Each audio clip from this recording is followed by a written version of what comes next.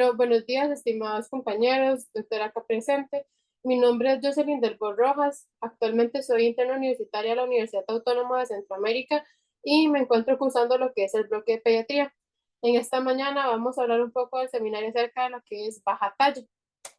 Para empezar, acá tenemos lo que es el cronograma, en donde vamos a hacer un recorrido por lo que son las generalidades del crecimiento, vamos a ver la definición de lo que es baja talla per se, se va a hablar de lo que es la fisiología del crecimiento, la fisiopatología de la enfermedad como tal, qué causa esta enfermedad y por supuesto que también vamos a recorrer lo que implica la evaluación y diagnóstico de la baja talla, junto con algunas presentaciones clínicas más frecuentes de esta enfermedad y por supuesto que el tratamiento. Al final van a estar lo que son las bibliografías y los agradecimientos.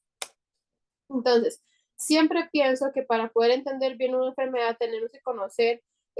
las generalidades, por ejemplo, en este caso, de lo que es el crecimiento, en donde tenemos que saber que como tal el crecimiento corresponde a lo que es un proceso biológico, que es súper característico en la edad pediátrica. Este, de hecho, constituye un indicador súper sensible de lo que es el estado de salud y bienestar de los pacientes y es por esta razón que desde el momento en el que el bebé nace, se le tienen que realizar mediciones específicas que se van a plotear después en lo que son curvas de crecimiento que realmente lo que reflejan son patrones de crecimiento normales o anormales en caso de que se salga de estos rangos.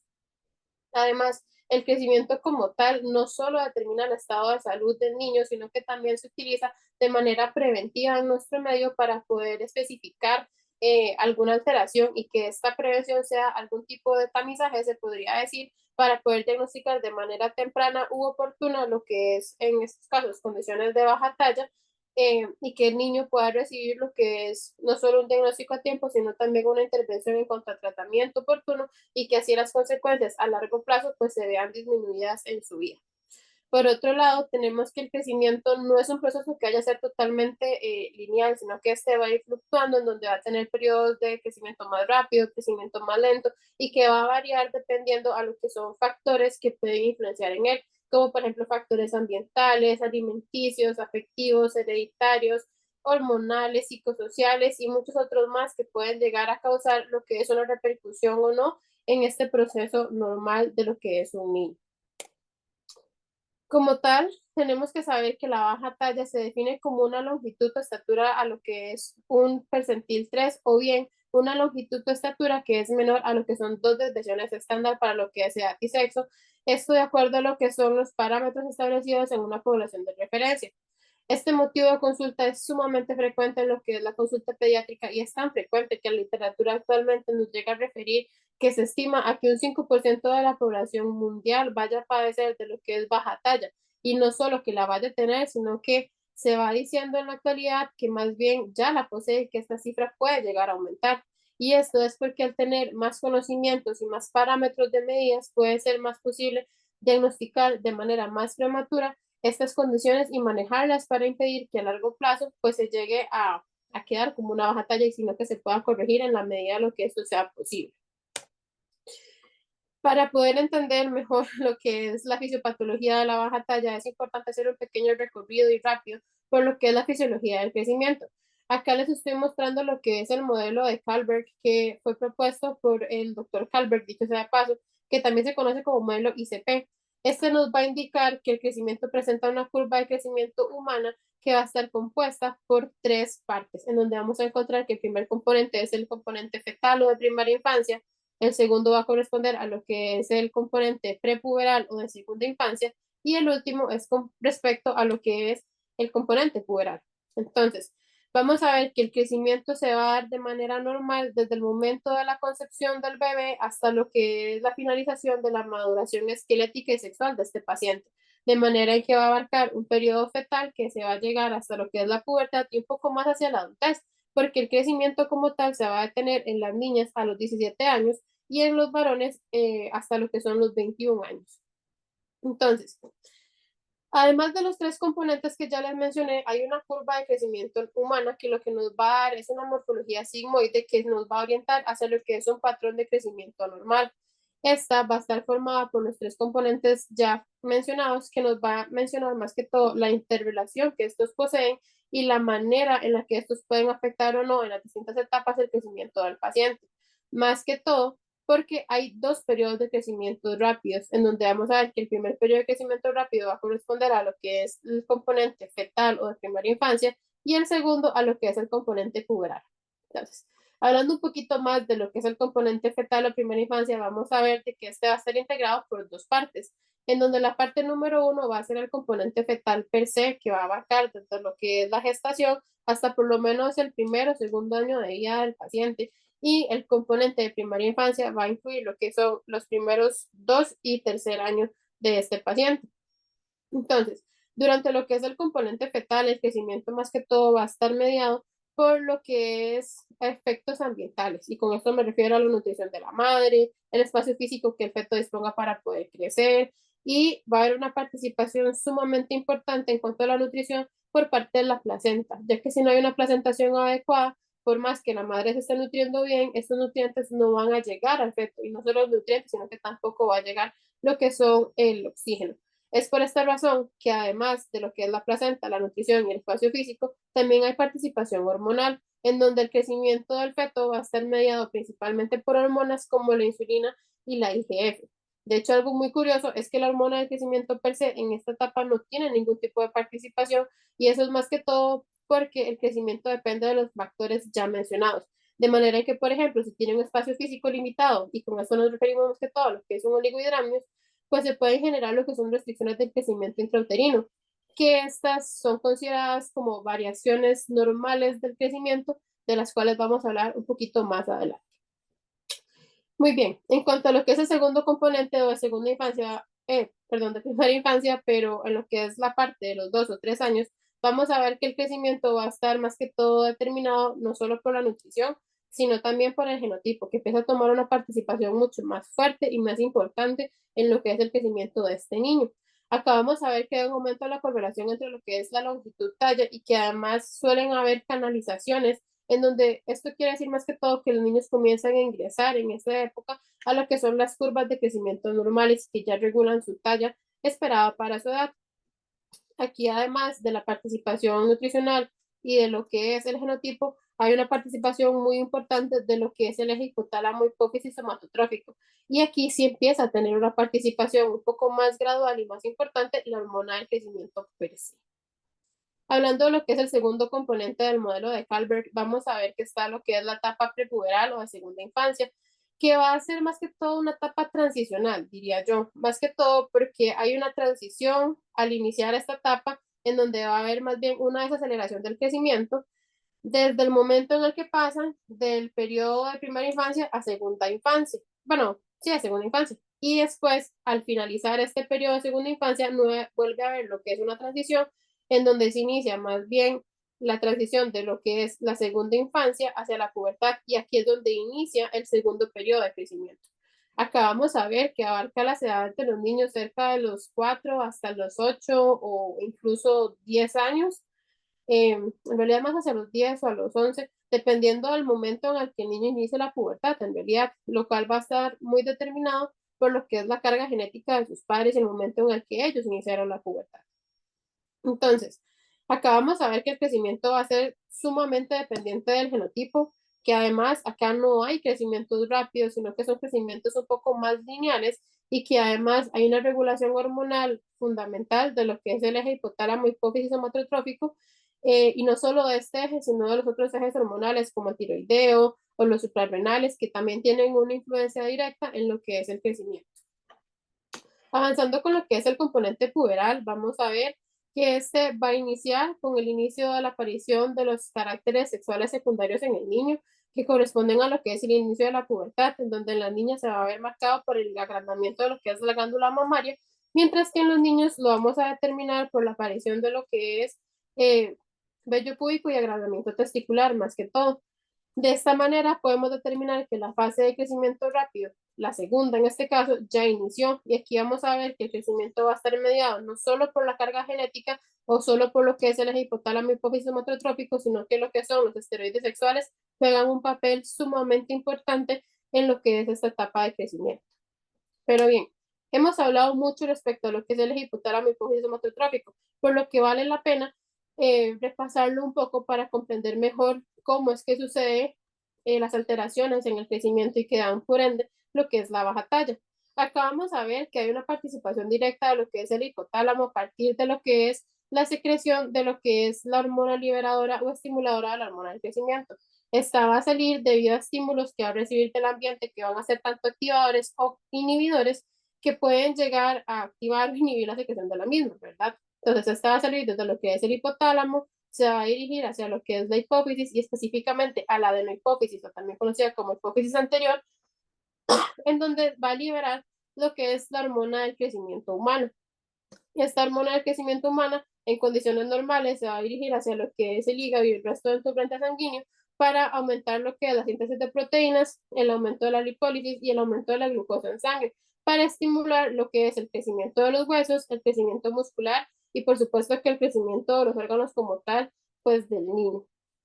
Entonces, vamos a ver que los estímulos que este va a recibir básicamente son los que nos van a determinar si se va a estimular o si se va a inhibir lo que es la secreción de la hormona del crecimiento. Entonces, vamos a ver que entre los estímulos activadores de la secreción de la hormona del crecimiento encontramos lo que es la grelina, que es secretada en el estómago, actividades como el ejercicio o tener un sueño adecuado y profundo, así como también la presencia de estrógenos y testosterona y niveles bajos de glucosa en sangre nos van a estimular a la liberación de la hormona del crecimiento. Y es por eso que es tan importante que en etapas de crecimiento y en general en toda la vida, los niños posean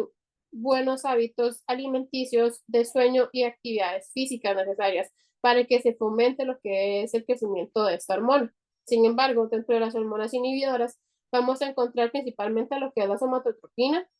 y también factores como el uso de glucocorticoides de manera crónica y también la presencia o aumento de lo que son los ácidos grasos libres que nos van a inhibir la secreción de esta hormona y que por ende nos pueden llegar a retrasar el crecimiento del paciente. Entonces, ¿qué es importante recalcar de esta parte? Que la hormona del crecimiento es una hormona que se secreta principalmente durante las noches de una manera pulsátil y de 4 a 5 liberaciones que se van a dar más que todo durante las fases profundas de sueño. Entonces, si durante el día el niño tiene una buena alimentación, realiza buenos ejercicios y en la noche llega a tener fases de sueño profundo, esta hormona se va a liberar de manera normal y va a estimular el crecimiento. Pero si por el contrario esto no se da o hay alguna alteración en particular por causas endocrinas o morfológicas como tal, pues se va a dar una alteración en lo que es el crecimiento del paciente que nos va a llegar a desencadenar lo que sería la baja talla per se.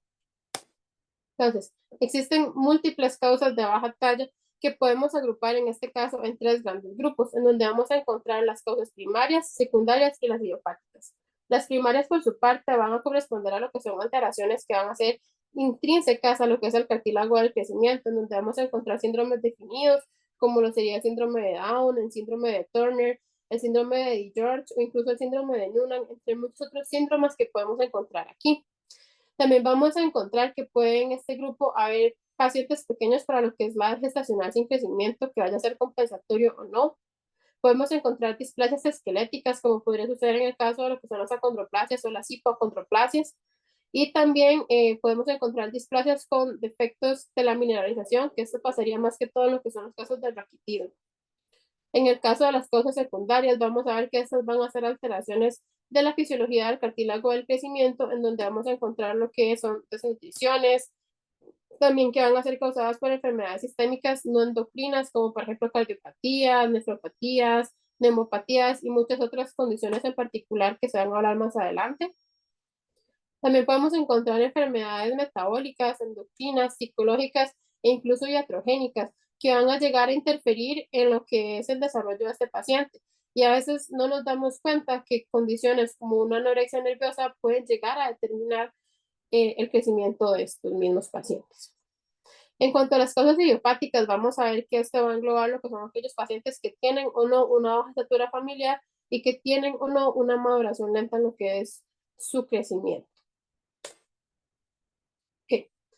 Avanzando un poquito más con la ponencia, hablando específicamente con lo que tiene que ver con la evaluación de estos pacientes, es importante saber que ellos se les tiene que hacer un estudio exhaustivo completamente, no solo a nivel de anamnesis, sino también a nivel de examen físico, y que en caso de ser necesario se tienen que realizar exámenes complementarios, ya sean de primera o segunda línea, que nos ayuden a orientar de manera correcta el diagnóstico de ellos, ya que hay muchas enfermedades que pueden ser indicativas o no, de lo que es una baja talla y que en muchas ocasiones el único síntoma que llega a presentar el paciente es precisamente la baja talla y que con todo lo demás causa sintomático, por lo cual es necesario realizar pues todo este proceso. Iniciando con lo que es la anamnesis, tenemos que ver que hay que evaluar lo que son las curvas de crecimiento, las mediciones de la estatura, la talla absoluta, las velocidades de crecimiento, también lo que es la talla diana o carga genética y la relación peso-talla. ¿Y a qué nos referimos con esto? Que, por ejemplo, con las curvas de crecimiento tenemos que estar utilizando las curvas de crecimiento utilizadas a nivel internacional para tener parámetros de referencia que sean adecuados. De manera que, por ejemplo, los niños menores de 5 años se deben medir con lo que son las tablas de la OMS, que son como estas que están en la imagen, mientras que en aquellos niños que son mayores de 5 años se tienen que usar las tablas NSHO, si no me equivoco, que son tablas para niños un poco más grandes y que así se puedan mantener lo que son los parámetros de crecimiento o los patrones de crecimiento poblacionales normales.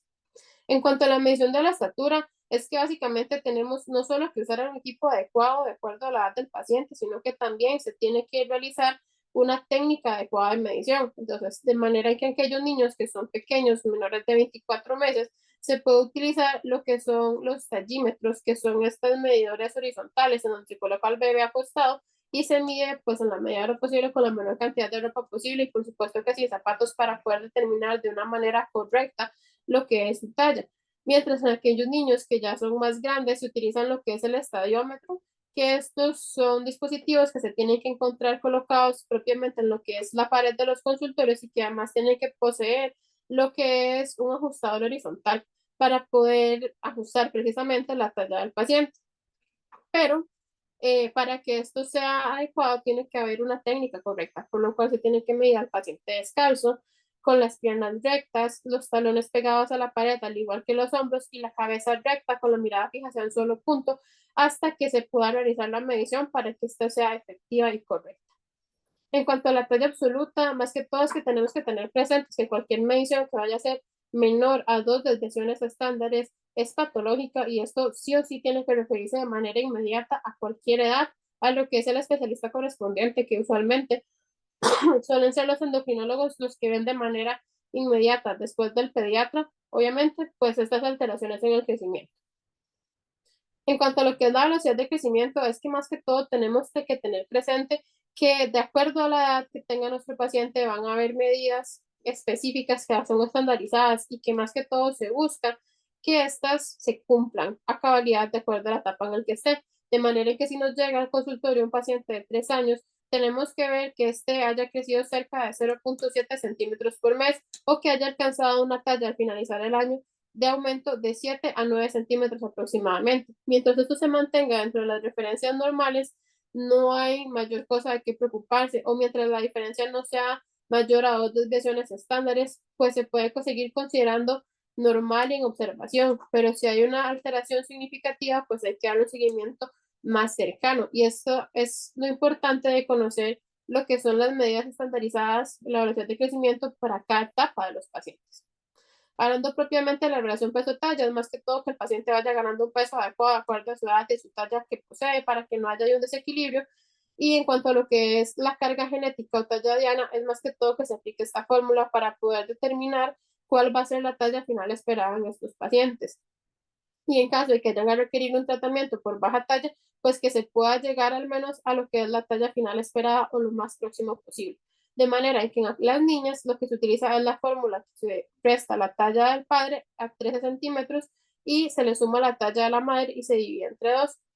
Mientras que en los niños se va a coger lo que es la talla del padre más la talla de la madre, se le suman 13 centímetros y esta se divide entre 2. El resultado de estas fórmulas nos va a dar en centímetros la talla esperada de estos pacientes y pueden haber variaciones que van en los hombres de los 5 a los 7 centímetros, pero que en las mujeres suelen ser más cercanos a las más o menos los 5 centímetros de la talla esperada y esto se seguiría considerando como normal.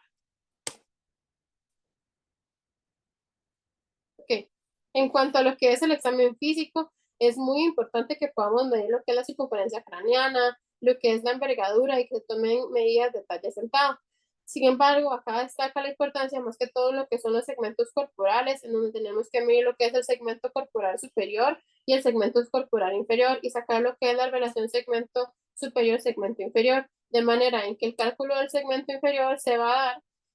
al restarle lo que es la medida del segmento inferior, y lo que es la medida del segmento inferior se va a obtener agarrando la medida de lo que es la sínfisis del pubis hasta llegar al suelo, y así vamos a obtener estos segmentos. Al hacer esta relación, nos va a dar que, por ejemplo, los niños recién nacidos o que están cercanos a los 2 años van a tener una relación de 1.7, que puede ser más o menos,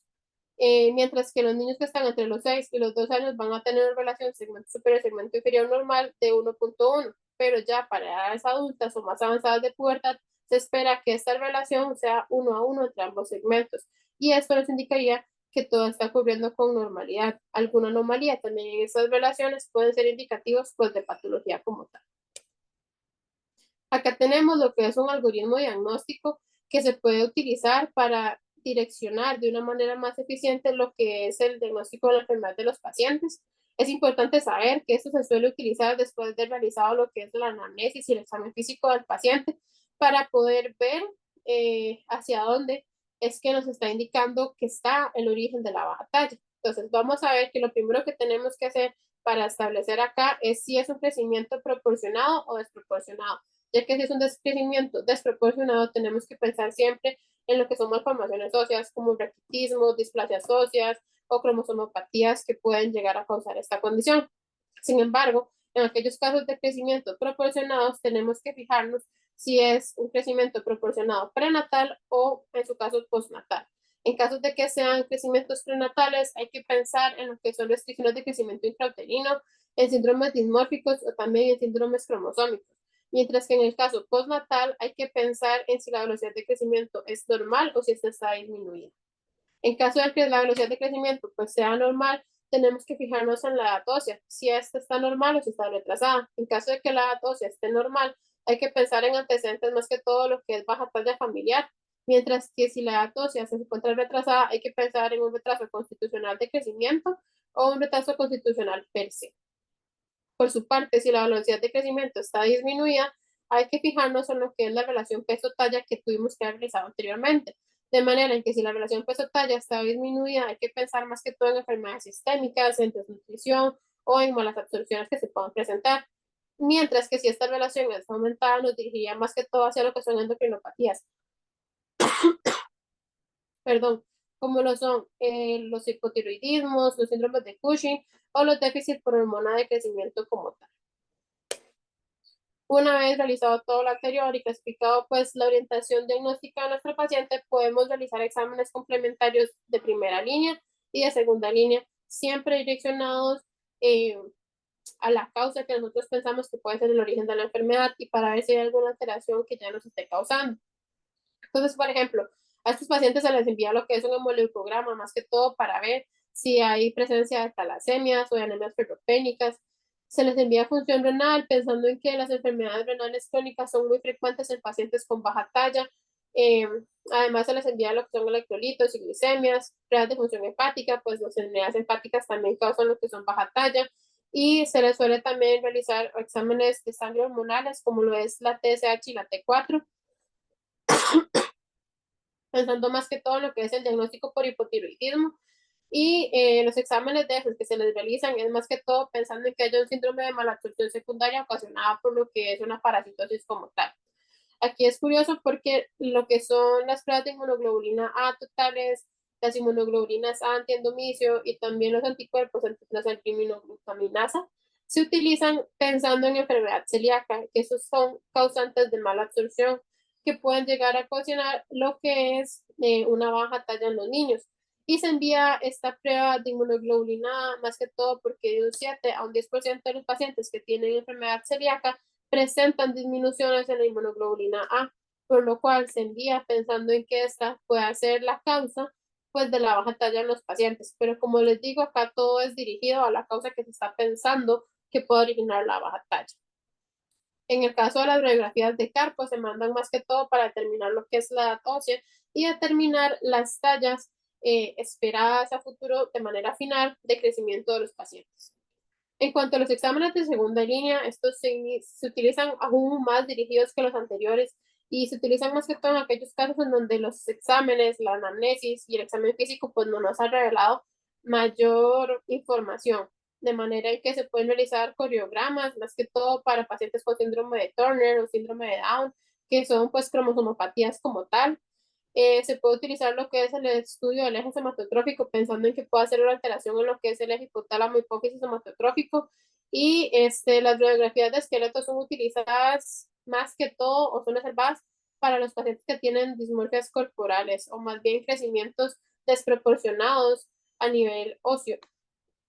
como por ejemplo pasa mucho en lo que son las acondroplasias. Este no es un examen que se debe utilizar de primera línea nunca porque puede generar niveles muy altos de radiación que puede ser más perjudicial para el paciente, pero esta es la razón por la que sea tan dirigido, tan exclusivo para estas condiciones. En el caso de la resonancia magnética, estos son exámenes que se pueden utilizar, pero que en nuestro medio ciertamente no se utilizan con tanta frecuencia y es más que todo para ver si hay tumores hipoficiarios, malos funcionamientos a nivel de hipófisis y para hablar también pues lo que es la parte del eje somatotrófico hipotalámico, pero pensando más en alteraciones estructurales que puedan haber en lo que es el cerebro. Sin embargo, tampoco son utilizadas de primera línea y para casos pues más específicos como tal.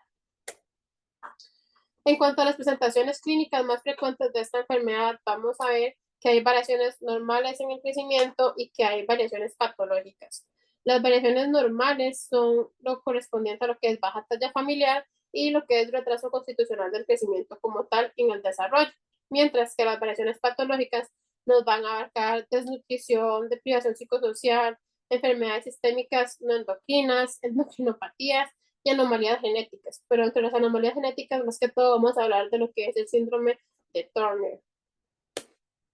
Empezando con lo que son las variaciones normales en el crecimiento, no patológicas, vamos a tener aquí una comparación de lo que es la baja talla familiar y un retraso constitucional del crecimiento con sus respectivas curvas, en donde vamos a ver que lo que podemos observar de manera más evidente en las imágenes es que, por ejemplo, lo que es el retraso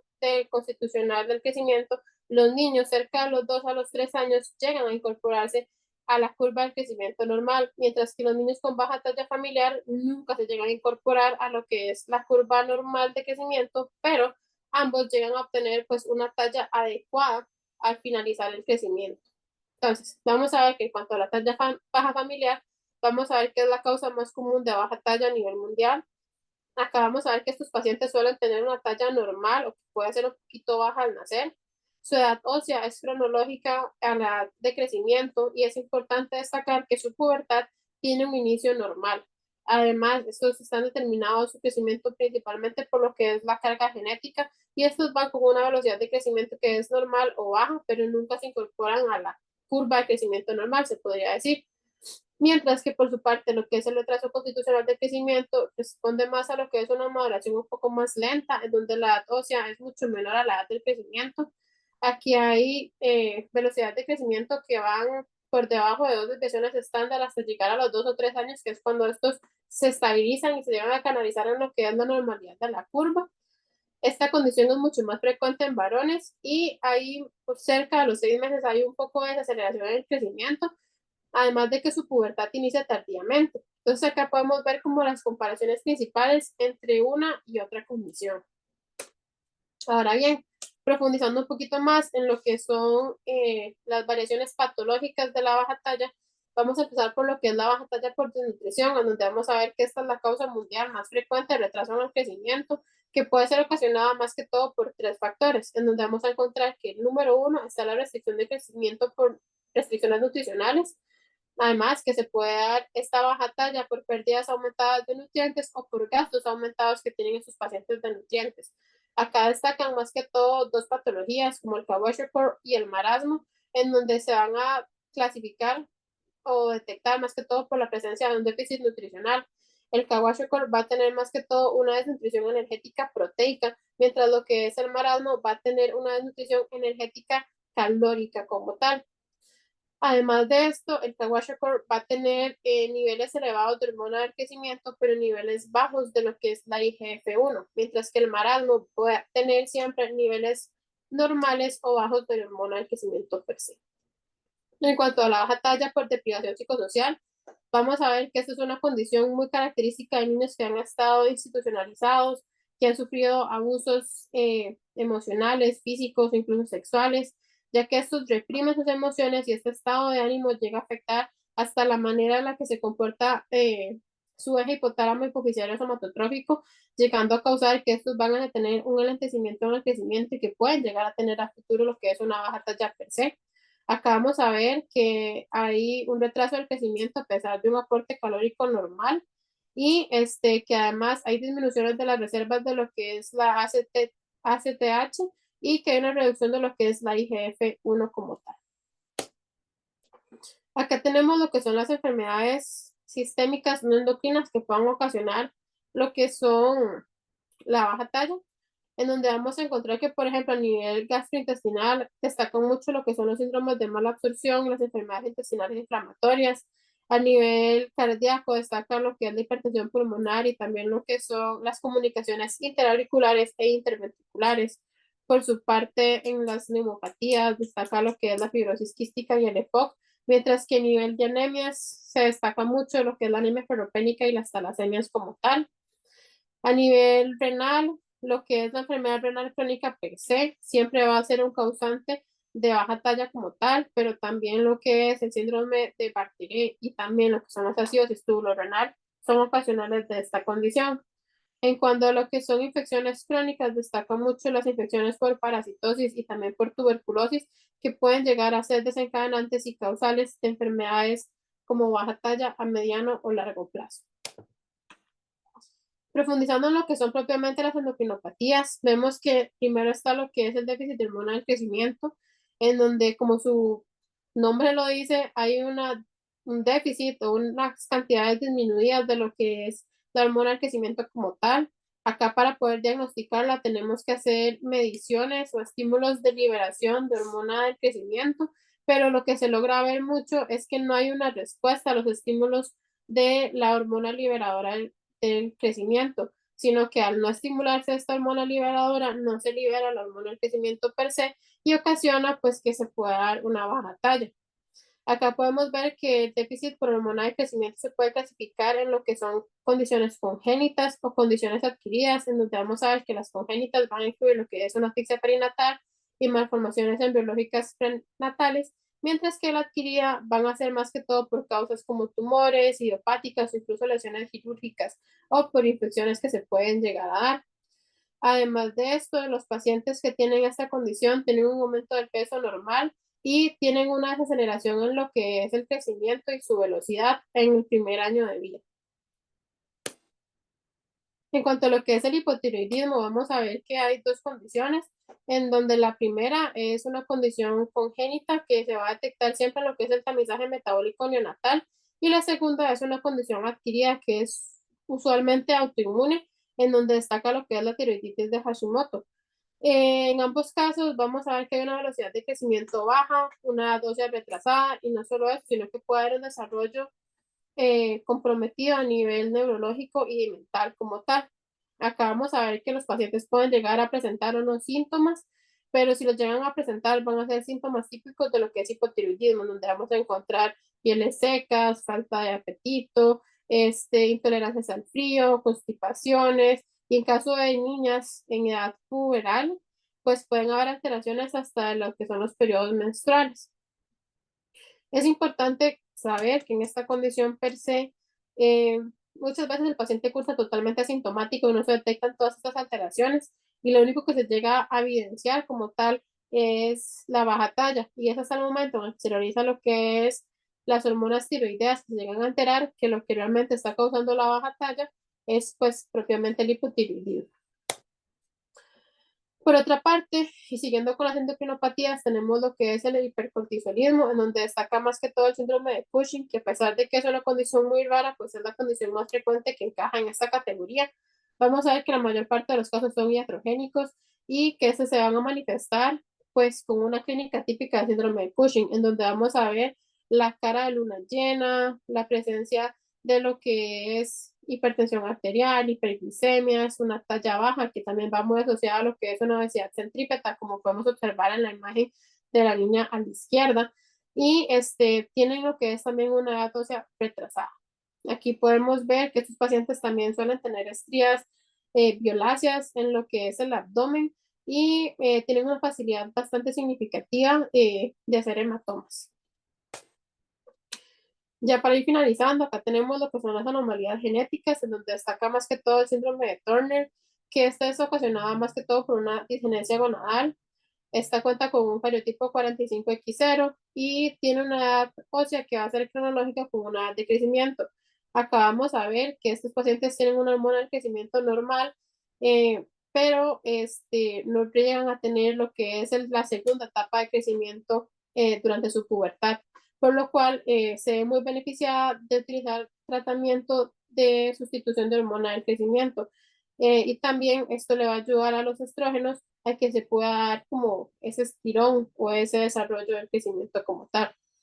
Estos pacientes llegan a presentar características clínicas como cuello corto, clinodactilia, malformaciones renales, deformidades en tórax, en donde vemos que ellos tienen un tórax en tonel. Además tienen orejas prominentes y también una implantación baja, lo que es la línea del cuero cabelludo.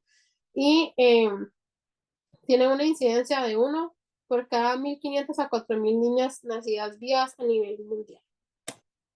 Entonces, ¿cuándo debemos referir estos casos o a estos pacientes al endocrinólogo? Más que todo, tenemos que identificar los síntomas de alarma o los signos de alarma que nos pueden llegar a dirigir a nosotros a la necesidad de tener que referir al paciente, en donde vamos a ver que una talla o una proporción talla menor a 3 desviaciones estándar siempre va a ser sugestivo o necesario enviarlo con el endocrinólogo. Además, una relación talla que durante repetidas mediciones vaya a ser menor a 2.5 desviaciones estándar también requiere un tratamiento más especial. En aquellos casos donde hay una velocidad de crecimiento que es menor a 4 centímetros por año de cualquier edad, también va a ser necesario referirlo. También cuando hay una talla baja asociada a proporciones o dismorfias o pacientes que son pequeños para edad gestacional sin crecimiento compensatorio, pues también van a necesitar referirse al endocrinólogo para que estos reciban un tratamiento mucho más especializado. Hay una lista sumamente larga de criterios para poder referir a lo que es endocrino, pero estas son como las que más destacan y que resultan ser más importantes que lleguemos a identificar. En cuanto al tratamiento, lo primero que tenemos que saber es que siempre es importante identificar la causa como tal de lo que es la enfermedad, ya que tratando la causa podemos corregir esta baja talla de los pacientes o al menos compensarlo lo más posible con la intención de que ellos lleguen por lo menos a tener la carga genética esperada o lo más próximo posible para que sufran eh, menos complicaciones en su vida adulta o en su etapa de desarrollo, que reciban menos bullying y que en la medida de lo posible, pues en general tengan menos complicaciones o consecuencias por esta estatura disminuida. Entonces, todos los pacientes siempre van a tener que tener lo que es un tratamiento no farmacológico que va a incluir pues hábitos nutricionales y alimenticios adecuados, una higiene del sueño en los pacientes, que nos referimos a esto con que ellos se acuesten temprano, duerman por lo menos 8 horas, no reciban sobreestímulos al momento de acostarse y que duerman de manera continua para que se pueda dar una liberación adecuada de la hormona del crecimiento. Además, como en todos los casos, se recomienda muchísimo que se realice actividad física para que también se fomente la liberación de la hormona del crecimiento, pero eso se libera más en periodos nocturnos, pero lo que se hace en el día interfiere en la noche para que se pueda dar un desarrollo adecuado. Por su parte, en cuanto a lo que son los tratamientos farmacológicos y quirúrgicos, vamos a ver que estos van a estar un poco más dirigidos y que van a variar dependiendo a la causa que origina la enfermedad. De manera que, por ejemplo, todos aquellos pacientes que posean un déficit en la hormona del crecimiento se van a ver beneficiados por el uso de lo que es una terapia de sustitución con hormona del crecimiento o incluso con lo que son tratamientos con andrógenos o moduladores de la pubertad, aunque los moduladores de la pubertad no han demostrado ser tan efectivos como, por ejemplo, si el resultado es la hormona del crecimiento. Sin embargo, en todos aquellos pacientes que poseen otro tipo de condiciones, como por ejemplo el hipotiroidismo, se van a ver más beneficiados pues, por el tratamiento con levotiroxina de lo que es el hipotiroidismo, ya que corrigiéndose esa causa, se corrige pues la baja talla. Y así aplica pues para todas las demás endocrinopatías como tal. Y también en los casos pues de desnutrición o tratamientos psicosociales, ya que si se da una respuesta o un manejo adecuado para esas condiciones originarias, se resuelve la baja talla. No todos los pacientes se van a ver beneficiados, obviamente, con la terapia de reemplazo de hormona de crecimiento o por los andrógenos, ni mucho menos por un tratamiento quirúrgico, ya que al menos este último está reservado para aquellos pacientes que tienen pues crecimientos desproporcionales eh, de la talla a nivel óseo. Y esto es más que todo, como ya lo hemos mencionado, en casos en donde hay eh, achondroplasias o hipoachondroplasias. Y esto se utiliza más que todo para corregir estas malformaciones y ocasionar al menos un poquito de alargamiento óseo para mejorar pues la calidad de vida de estos pacientes per se. Por acá están mis referencias bibliográficas y muchas gracias por su atención.